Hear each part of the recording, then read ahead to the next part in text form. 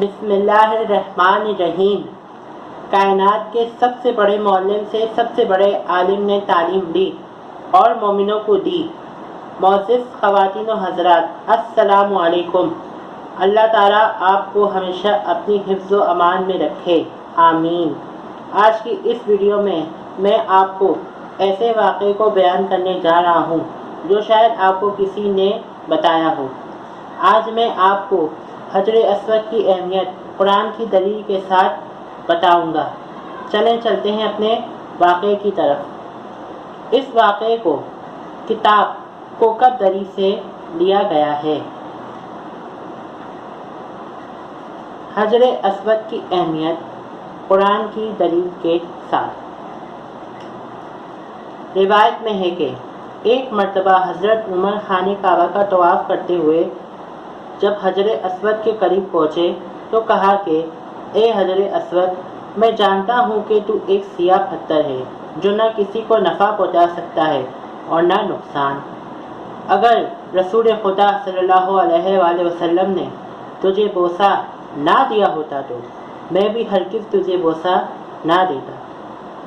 مولا کائنات حضرت علی ابن ابی طالب علیہ السلام بھی وہیں موجود تھے اور فرمایا کہ اے ابو حفص، خاموش رہو کہ وہ فائدہ بھی پہنچا سکتا ہے اور نقصان بھی۔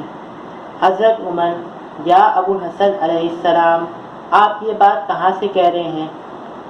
حضرت علی نے فرمایا کہ ارشاد باری تعالیٰ ہے کہ یاد کرو اس وقت کو جب کہ تمہارا پروردگار بنی آدم کی ذریت کو ان کی پشتوں سے لیا اور ان کو ان کے نفوس پر گواہ بنایا اور پوچھا کہ کیا میں تمہارا پروردگار نہیں ہوں؟ انہوں نے جواب دیا کہ ہاں، ہم نے گواہ کیا ہے کہ قیامت کے روز یہ نہ کہنا کہ اس بات سے غافل اور بے خبر تھے۔ سورہ اعراف آیت نمبر 172 سے لیا گیا ہے۔ تفسیر۔ خدا نے حضرت آدم علیہ السلام کی ذریت کو پیدا کیا اور ان کو معلوم کرایا کہ وہ ان کا پروردگار ہے، اور پھر ان کے لیے ایک تحریر لکھی اور اس تحریر کو پتھر کے بیچ میں رکھ دیا اور فرمایا کہ اے ہجر، تو گواہ رہنا، اور جو شخص تیرے پاس آئے اور تجھ کو بوسہ دے قیامت کے روز اسی کے لیے گواہی دینا۔